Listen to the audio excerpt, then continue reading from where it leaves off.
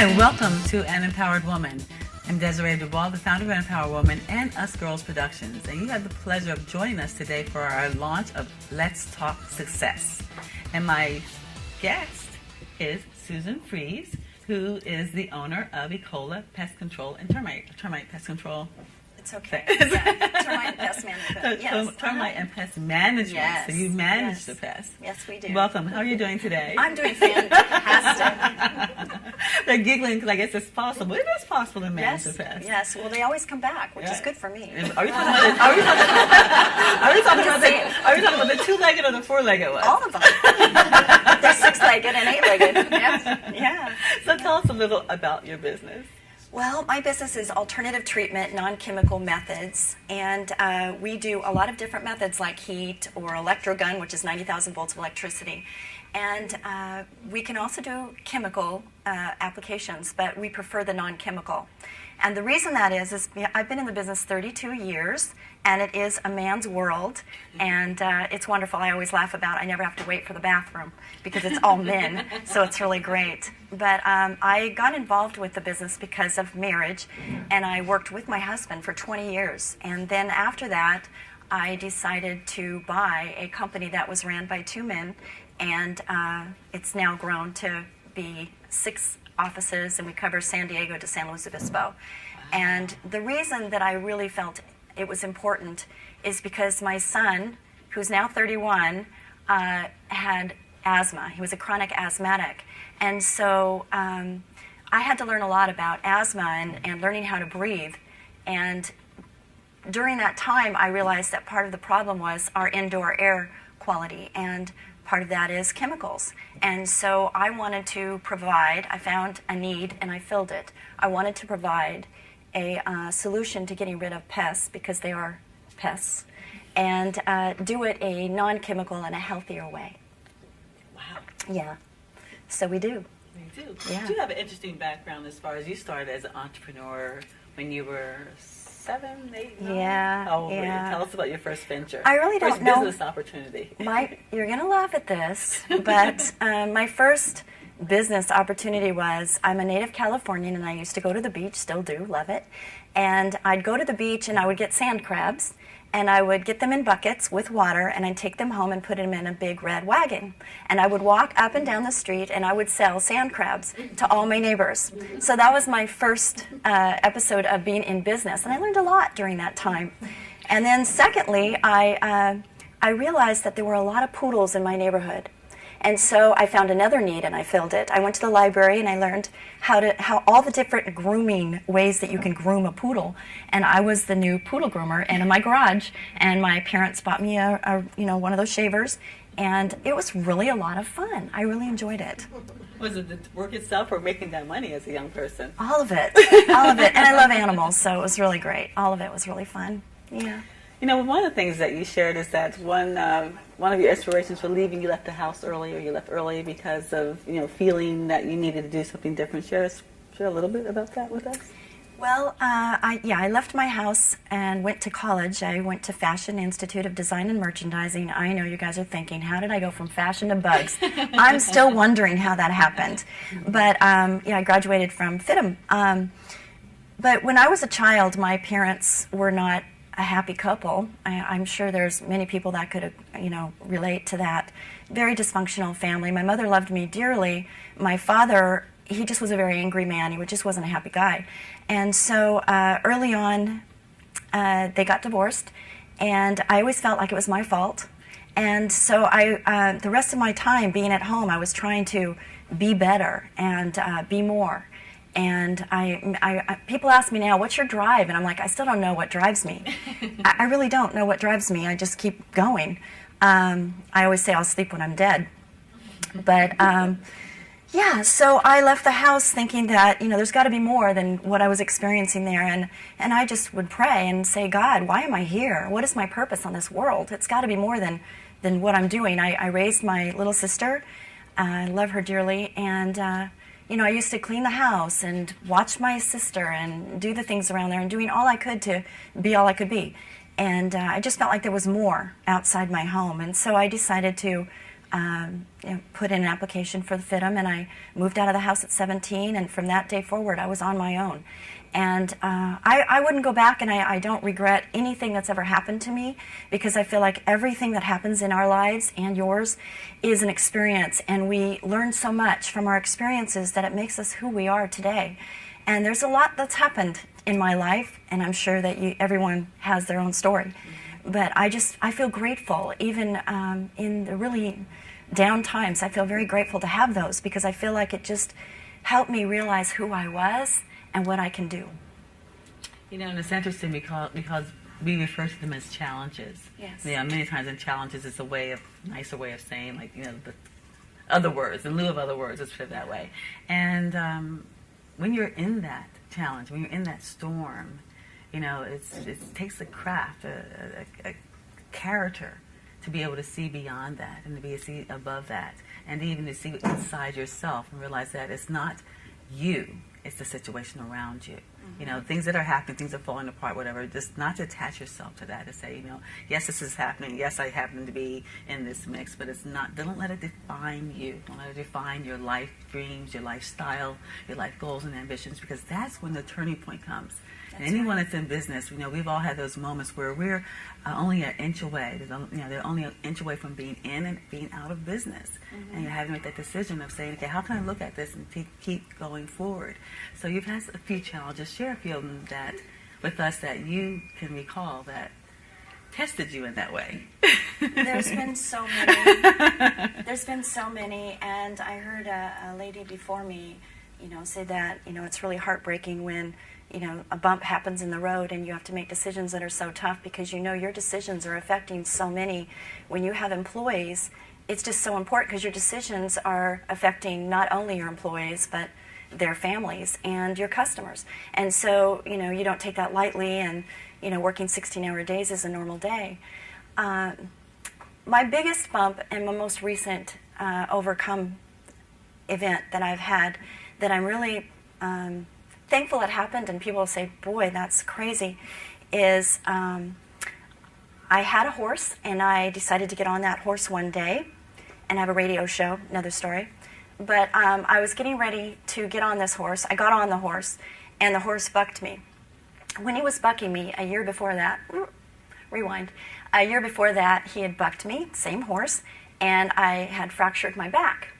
Well, that was very scary, but it took me 6 months to 8 months to get healed from that, and I decided to get back on. Yes, the same horse. Nuts. I know. And but I got back on, because I get back up again, right? And I got back up on that horse, and he started bucking me again. I said, no, not this time. So I started to dismount, and in my dismount, I shattered my leg, my right leg, right here.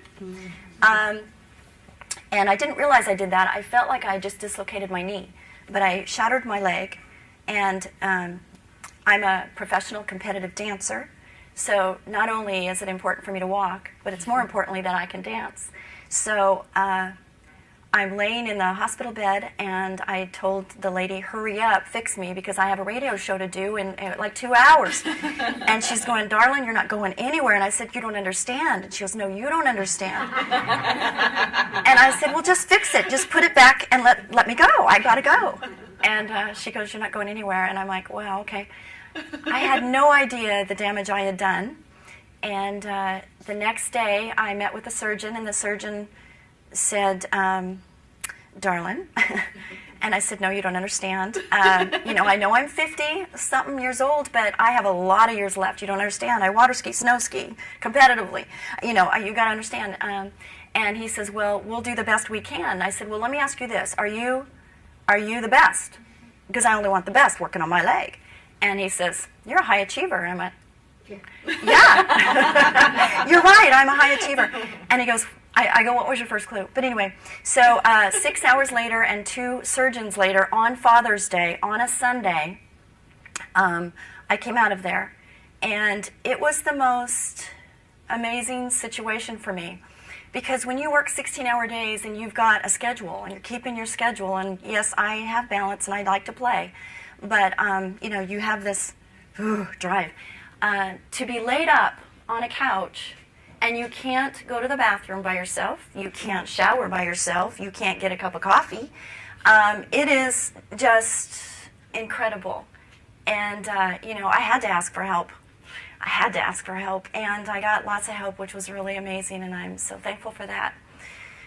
But for 6 months, I was in a wheelchair. I didn't know if I was going to be able to walk again. I had to learn how to walk all over again, and now today I'm in high heels, which is amazing. And I was in a competition this weekend, so I'm back on the dance floor. So it is amazing, and it's a miracle. And people would say, so how are you doing? How are you doing? And in my mind, I had to keep saying to myself, because spiritually I was in turmoil, emotionally I was in turmoil, and of course physically I was definitely not to 100%. But people would say, how are you doing? And I'm like, I'm getting better every day. I'm getting better every day. And my mouth and my head had to hear me say that. It wasn't for their benefit, it was for mine. I'm getting better every day. And as we go through trials and tribulations, we have to say to ourselves, we're getting better every day. And our lives are like a railroad tracks, and you've got good things and bad things happening all at the same time. It's not all high, it's not all lows.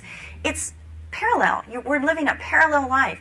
And it's what we do in our heads and in our hearts that makes the difference. And we just have to make a decision today that we're going to be better today than we were tomorrow, and strive for that excellence every day. And that's what I do, and it keeps me going every day.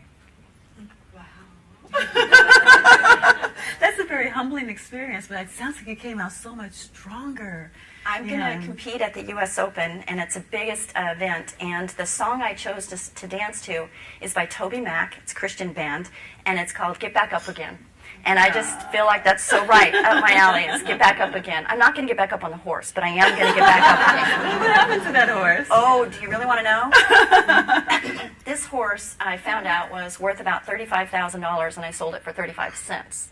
And I just wanted the horse gone, because I had a barn in my backyard, and every day I sat on my couch with my leg propped up with ice, and I had to have rat poison for 2 weeks to make sure I didn't have a stroke, which I thought was ironic, that I was getting rat poison being a pest control person. I'm like, really? Are you serious? Wow. It was crazy. But yeah, I had to take rat poison. I'm just like, that's crazy to me. Yeah. But it kept me from having a stroke, so I guess that's a good thing. But yeah, I heard him whinnying every day, and I never wanted to see that horse again. So that's what happened to the horse. He's in good hands, I'm sure, but just not mine. Yeah.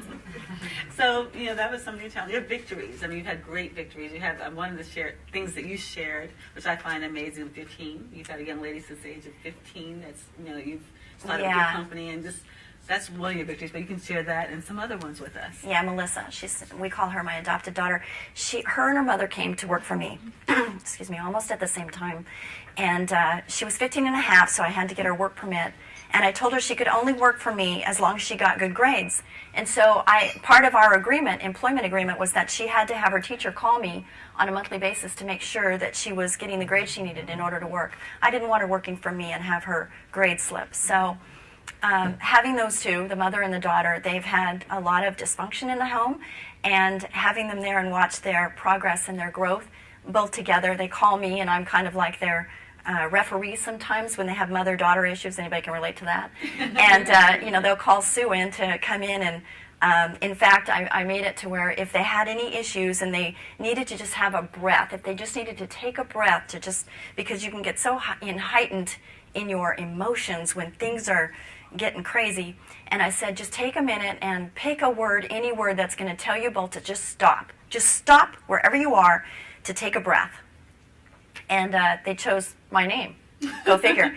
And so it's just a reminder that when they get heated, they need to just take a breath and just stop, because they're not getting any progress the way they're going. So that's one of the victories. There's been so many. My son is 31 now, and he had asthma as a child.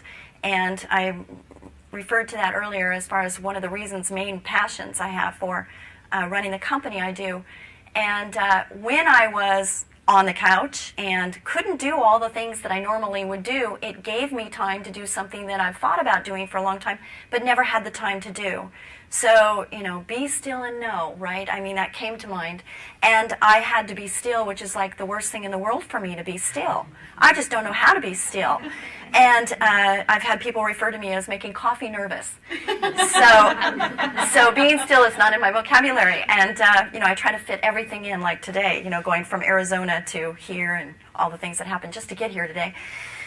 But my son, Asthma, while I was still, I wrote a book. And the book is called Learning to Breathe. And I've referred to breathing because I have to remind myself to do that. I don't know if you can relate to that, but I have to remind myself to just breathe sometimes. So it's Learning to Breathe, and it is our journey of learning how to handle or work with asthma, what we can do. And when he was a child, it's 31 now, information is so much more readily available now than it was when I was raising him. But I wanted to give hope. I wanted to give help when people are feeling helpless and hopeless, not only with asthma. I have a radio show too. It's Pursuit of Passion, Purpose, and Connection, and it's syndicated, and it goes all over now with the internet. And so all of those things combined, it's been a wonderful journey, and I've only gotten started. I'm just getting started. I'm just in the gate right now. You're making me nervous. No. No. Yeah. So what about Susan? One thought from this Susan. Just Wow, from my heart. Yeah. What comes to mind really fast, without any thought on this, is seek to understand more than to be understood. I just think that's huge. Listen, you have 2 ears and 1 mouth for a reason. Yeah. Beautiful, beautiful. So share a couple secrets to success for those of us who really want to pick ourselves up and keep going. I think ourselves, we are the ones that hold us back, that you need to dream big and think big, and nothing's impossible. It's just one thing that I've taught my children, and I'm teaching my employees now: ask and you shall receive. And I think that a lot of the times we just don't ask. And if we just ask, you'd be amazed the doors that open. And with me is, I think about something and I think, that's way too big for me. That's just way too big for me. But the minute the thought goes in my mind and I start planning it just a little bit, doors start to open. It's the most amazing thing for me. But, you just plan, and plan big. Think big. Don't think small. Think big. It's amazing. And find a need and fill it. Find a need and fill it. Use what you have. You were given gifts. You were created for a purpose. Fulfill those by using your gifts. So one last empowering thought. You said so many goodness. gems. I know there's so many gems. That I guess bloom where you're planted. I never thought in a million years that I would go from fashion to bugs, but I bloomed where I was planted. And being in business is a wonderful thing and the most horrific thing. There's goods and bads, but I wouldn't trade any part of my life. I wouldn't. And we all have our lives, and do the best with what you've been given.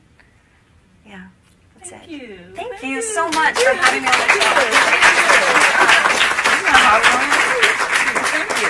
And I want to thank you for joining us. I hope you're enjoying these series of Let's Talk Success. It's just awesome for us to be able to have this up close and personal, candid conversation with these ladies who, have accomplished things that some of us think they're not able to accomplish, but some of us are desiring to accomplish. So I want to thank you for joining us today.